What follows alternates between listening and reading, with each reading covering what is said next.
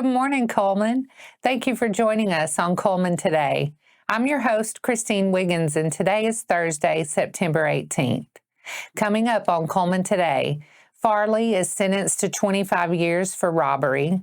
Cullman City Board okays the budget and fast-tracks CHS's baseball field repair. And Cullman leaders take their priorities to D.C., meeting Representative Aderholt during the chamber fly-in. All this plus sports, weather, and more. Now let's take a closer look at the top stories happening in Cullman today.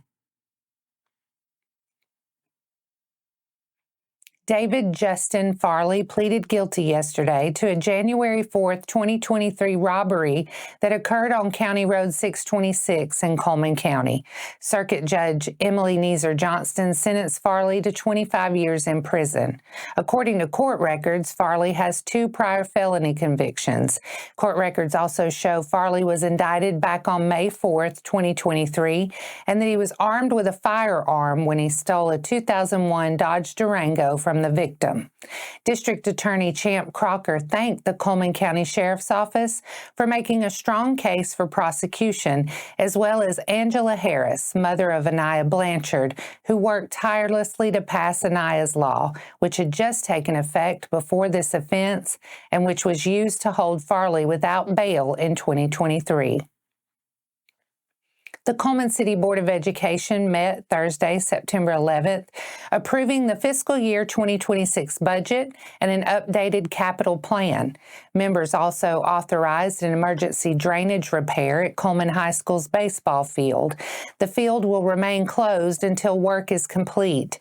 District leaders said a sinkhole near the first base dugout traces to a failed connection between a vertical drain and the city line installed during the 2018-19 turf project and now out of warranty. Declaring an emergency allows work to begin immediately without the lengthy bid process. Latham Architects is soliciting quotes with repairs estimated around $200,000. About $10,000 in preliminary work has already been completed. The board awarded bid 2509 to Coca-Cola Bottling Company United for beverage services. New and revised job descriptions were approved, including a support services coordinator and a pre-K education manager specialist. Members also adopted the 25-26 consolidated plan, updated the career technical handbook and federal programs procedural manual, approved the off-list AAA curriculum Encore, and appointed the 25-26 textbook committee.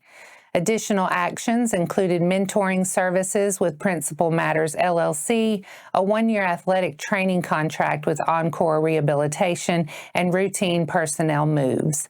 The next meeting is Tuesday, October 21st at 5 p.m. The Cullman Area Chamber of Commerce and Visitor Center's annual Washington, D.C. fly-in is underway, and local stakeholders met on Capitol Hill with U.S. Representative Robert Aderholt of Alabama's 4th District. The Chamber's delegation included educators, law enforcement, county and city commissioners, tourism partners, and other community leaders, all gathered to share Cullman's priorities and hear updates from the Congressman's office. The fly-in serves as a focused opportunity for Cullman representatives to build relationships in Washington and ensure local needs are heard at the federal level. For updates from the fly-in, follow the Cullman Area Chamber of Commerce and Visitor Center's channels. And that's all for our top stories this morning. Coming up, Wallace State rolls past Northeast Alabama, and a look at Auburn in the NFL rundown. Sports is next.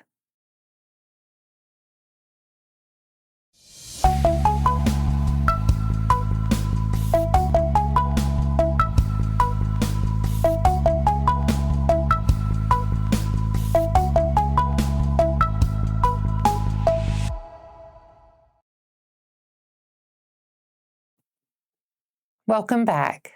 Let's lead off our sports segment with Wallace State. The Lions men's soccer team stayed hot Tuesday, rolling past Northeast Alabama 4-1 to move to a 4-1-1 overall and a 2-0 in ACC play. Elias Meinhardt struck in the opening minute, then doubled the lead in the 8th on a rebound. Northeast pulled one back in the 21st, but Wallace State regrouped after halftime. Javier Miranda buried a penalty in the 56th and added a second from the top of the box 11 minutes later to seal it. Next up, a road trip to Enterprise State on Saturday. Kickoff is at 6 p.m. Now a quick check on former Auburn standouts in the NFL.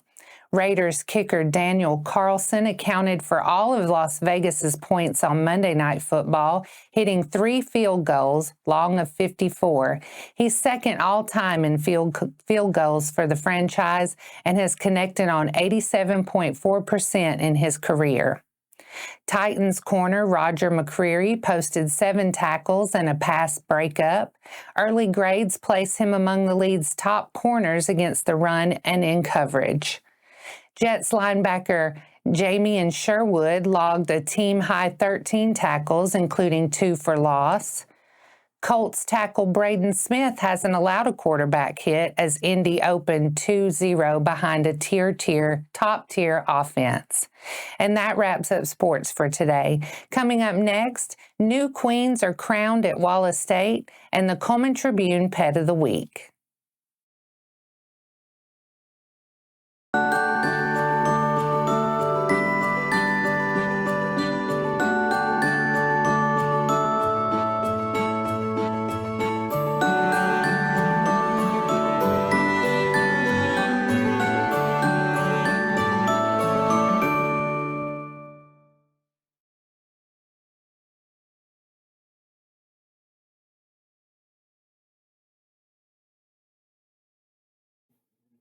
Welcome back. Now it's time to speed things up with a news rundown. 4 stories in under 4 minutes. Wallace State Community College crowned Anna Kate Taylor of West Point as Miss Wallace State 2026. The freshman pre-nursing student also won talent and earned a $500 cash award, a $100 talent scholarship, and a 1-year renewable tuition and fees scholarship. Kylie Denny of Cullman was first runner-up, receiving $250. Diana Boatwright of Locust Fork received the Beautiful Heart Scholarship presented by Yolanda and Bob Long in honor of former Miss Wallace State Rebecca Long Hayes. Taylor advances to the Miss Alabama program, a Miss America preliminary. In the Miss North Alabama's teen competition, Lily Shadeck of Cullman captured the 2026 title and the Talent Award, earning a 1-year renewable tuition and fees scholarship and $400 in cash scholarships. Annabeth Bratcher of Dothan was first runner-up, and Brooklyn Grant of Warrior was second runner-up and Beautiful Heart honoree. Shadeck advances to Miss Alabama's teen. Laps for Lincoln is set for Sunday, September 21st at the 40-acre wood in Cullman, raising support for Brewer High graduate Lincoln Callis, who continues to face complications after treatment for T-cell leukemia. Though in remission, Lincoln has undergone 2 hip replacements and has additional surgery ahead. The event helps offset ongoing out-of-pocket costs like travel, lodging, meals, and medications. Hikers can arrive anytime, noon to 6 p.m., and complete a 1.2-mile marked loop at their own pace. Bright orange arrows along the trail spotlight leukemia awareness. Entry is $10 per person, and organizers emphasize no one will be turned away for financial reasons.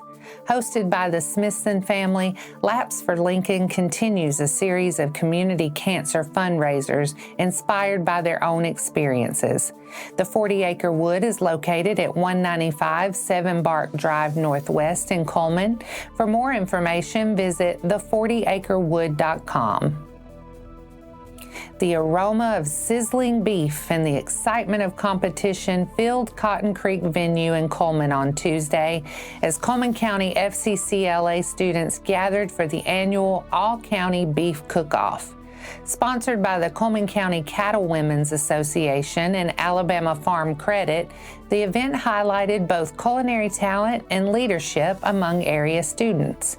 Taking top honors was Devyn of Vinemont High School, who claimed first place and earned a spot at the State Beef Cook-Off in April. The celebration didn't stop with cooking. Macy Garman of the Cullman Area Technology Academy was named Most Outstanding FCCLA member in Cullman County. Garman will be formally recognized at the Farm City Banquet in November. The event was made possible by the dedication of FCCLA advisors across the county. Loki, a 6 to 8 month old gray domestic short-haired kitty, is as handsome as he is loving. He's the Cullman Tribune Pet of the Week. He has a luxuriously thick, soft coat, and his outgoing, playful spirit makes every moment brighter.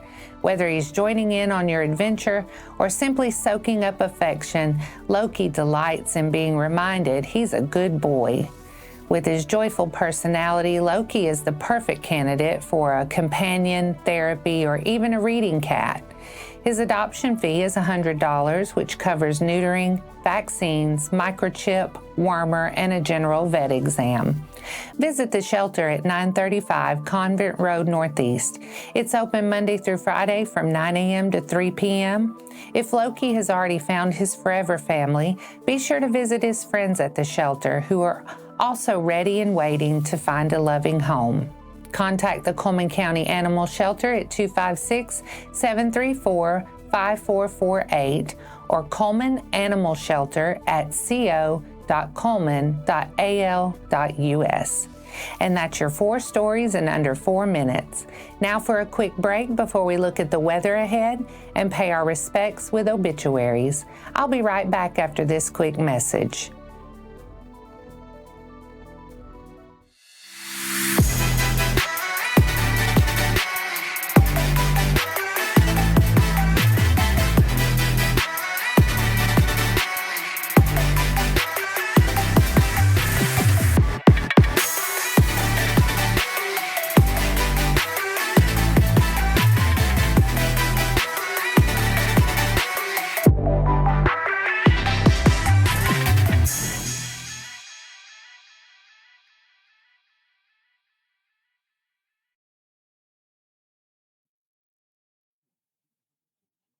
Let's take a moment to pause and remember those who have lost their lives this week. Ricky Wayne Lee, 71 of Vinemont, passed away Tuesday, September 16th. No services are planned at this time. Tanya Lynn Johnson passed away Monday, September 15th. No services are planned at this time. Our thoughts and prayers go out to their friends and families. Now let's take a look at the weather forecast. Today there's some patchy fog for the early birds, then full-on sunshine, high near 90. Tonight, stars on display, comfy near 64. Friday, sunshine's back and showing off, high around 91. Iced tea weather, y'all. Friday night, partly cloudy, easy breezy near 64, perfect for a ball game, porch swing, or both.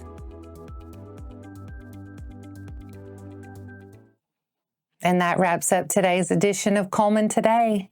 Thank you for sharing your morning with us, and remember to stay connected by following us on social media and visiting CullmanTribune.com for the latest from our community. We'll be back bright and early tomorrow morning at 6:30 a.m. Until then, I'm Christine Wiggins with Cullman Today. Have a wonderful day, Cullman.